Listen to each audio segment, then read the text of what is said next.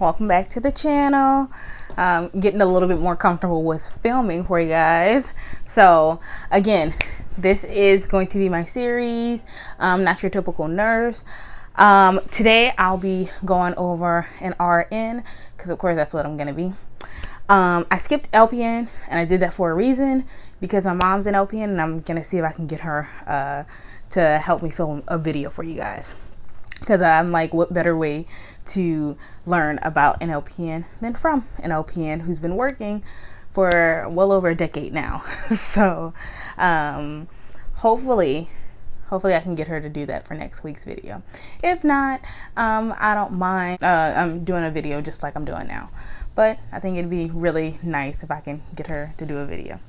Anyway, so today's video, we're going to be looking at an RN's outlook. All right, so of course, first you have to go to college.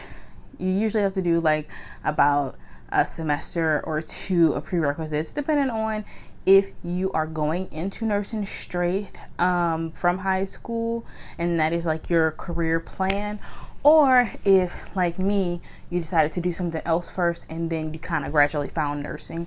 So that'll just depend on how much time you're going to spend doing those prerequisites, and if you're doing full-time or part-time, and just basically how much time you can dedicate to getting those prerequisites done before you actually apply to nursing school.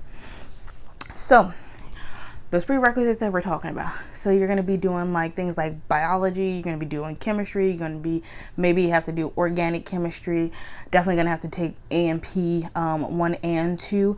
That wasn't a part of my curriculum when I was doing a bachelor's in biology.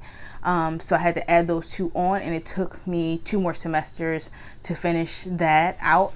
So that pushed me back a year, which granted, I took one of those classes while I was already taking some classes to do my bachelor's in biology, even though it wasn't required. And I only had to add on that second A&P to be able to apply to the program. Some programs require you to have both of those courses completed as well as the other general ed courses before you even apply. My school, I could apply if I didn't have the A&P 2 down, but by the first semester, by the end of the first semester, you had to have completed those courses in order to move to level 2. So, but I was able to get that done actually during my first semester. I was able to take those classes, and thankfully I did pass those classes, so there was not a worry for me to have to repeat a full semester worth of classes. So it was a bummer that I ended up having to repeat the nursing courses, but I was glad that I was able to at least pass half of my classes. So, but also you probably have to take some foreign language. I took French, some people took Spanish. Just depends on what your college wants you to do. And you also may want to check into whatever nursing school you're going to and see what their specific requirements are, because again, some may require a course before you apply, some may require it just as you're continuing into their program. You probably have to take some math, some English, and of course art and like your electives and things like that. Be careful with your electives and your art, because one school that I came from, I took an art class, but they were not trying to give me credit for it, even though my nursing school was attached to the school that I took it at. Weird, but okay. All right, so of course you have to take a pre-entrance exam, pre-nurse entrance exam. I took the Kaplan because that's what my school required. Now, as I see, it looks like most schools are requiring like the HESI or the TEAS, and people are kind of straying away from the Kaplan. But my school required the Kaplan, and it's a shorter test than the TEAS. And guys. My sister called, then I had to answer her call, and then my best friend called, and I had to answer her call. Okay, so we're opening. So, anyway, I was talking about the HESI and the TEAS. So, I'll make a video in the Kaplan. I'll make a video about that, and just kind of give you a little overall description of what each test involves, the subjects that are tested on, how long the test is. I'll see if I can find out what kind of score you need to be like in the range to be able to apply to any school. But anyway, we'll do that for another video, probably in a couple weeks or so. So anyway, all right, so back to RN. So for my school, I needed a 2.5 GPA, but I know some schools around my area, like LSU, they require like a 3.0 and things like that. It all just depends on what school you're applying to and what their specific requirements are. And of course, you have to submit an application, of course, that and do all your transcripts and things like that, get sent over to the school from every school that you've been to. We're going to talk about what is an RN. An RN is a registered nurse. Now, you can choose to do a 2-year degree, which is an associate's, which is what I'm doing, or you can do a 4-year degree, which is a BSN. Typically, BSN is 4 years, but you can also do like a fast track in 3 years.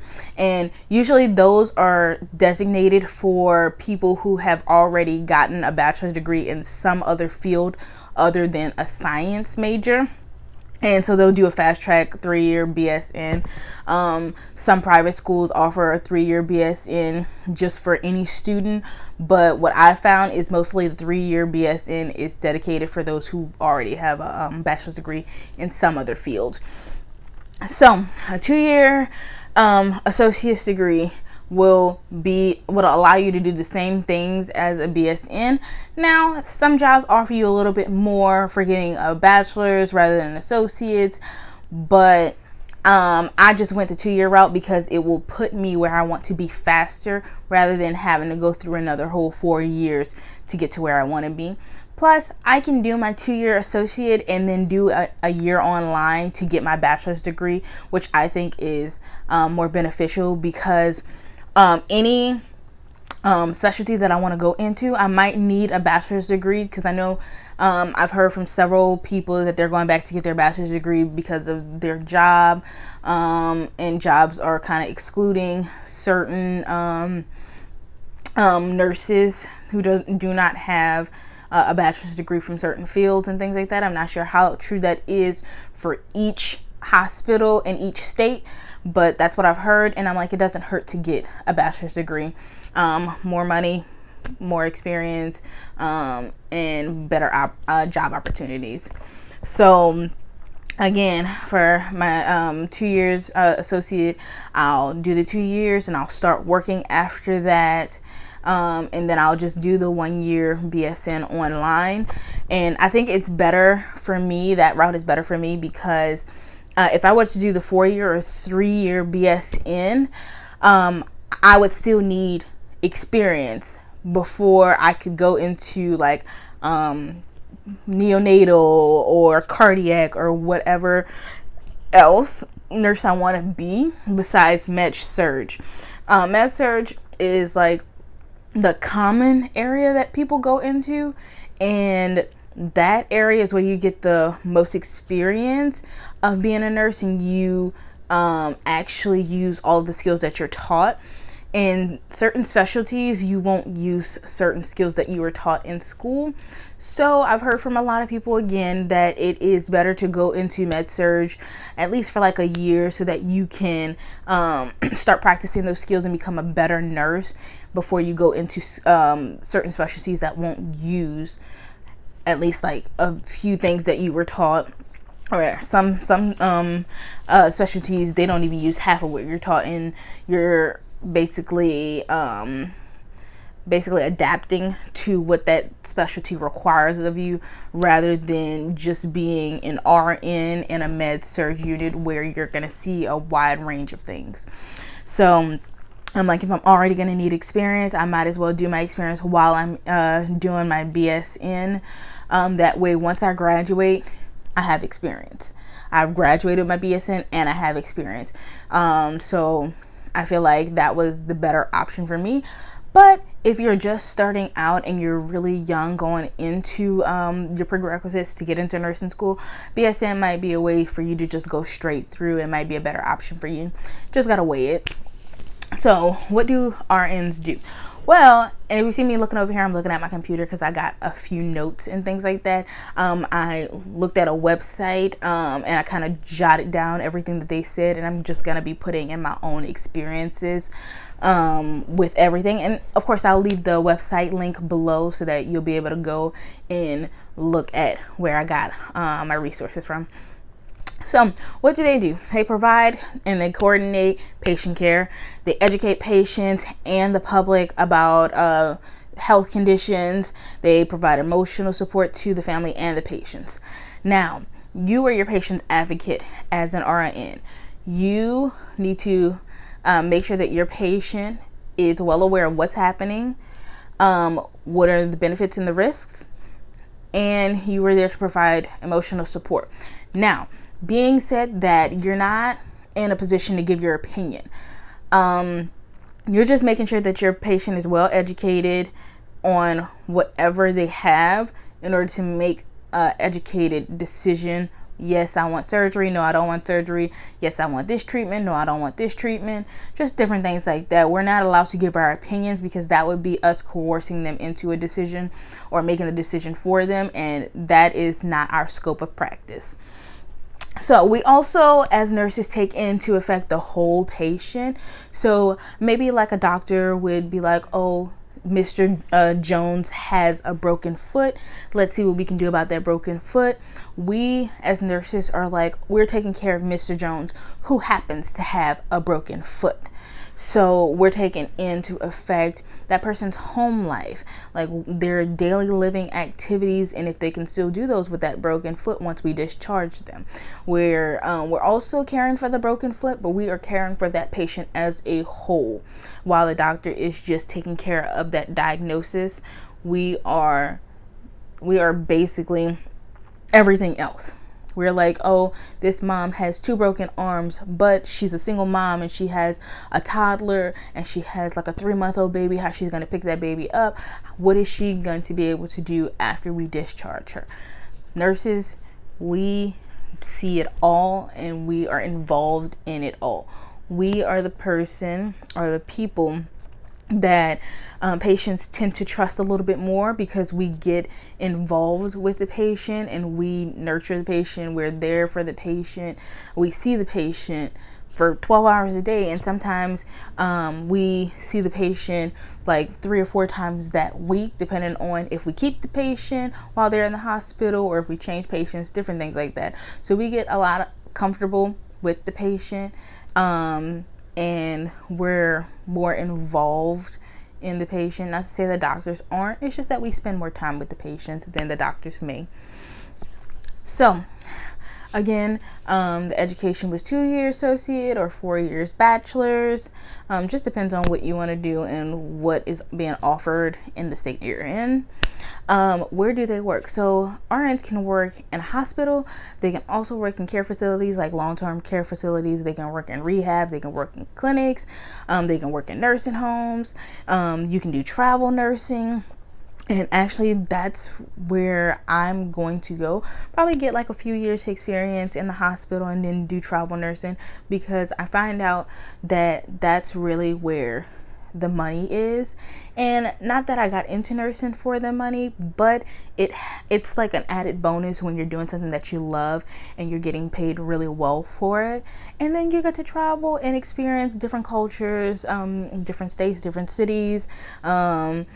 You just get to experience a lot of things, and I've always wanted to travel, so putting together helping people, traveling, and money, what can be better than that? So the average salary, now I got this off of a website, so I'll say this: it depends on where you live, where you work, whether that's a nursing home or a hospital, how many years of experience you have, whether that's your a fresh nurse or you've had 5 years of experience in nursing. It also depends on what specialty you have, whether you're a critical care nurse, whether you're a cardiac nurse, whether you're just a registered nurse. So it all depends. Salary all depends on all those things. And keep in mind that this salary that I'm about to give you, the salary range that I'm about to give you, it does not include overtime. does not include differential pay, does not include holiday pay, and it does not include bonuses. This is just a standard average pay. And differential pay is basically sometimes when people work at hospitals, if there is a certain category of day shift, so maybe it's like 7 a.m. to 7 p.m. and differential pay is basically if you work outside of that day or morning shift. So maybe differential pay will start at 5 and go to like 9 p.m. and you'll get like $2 on top of what you already make per hour.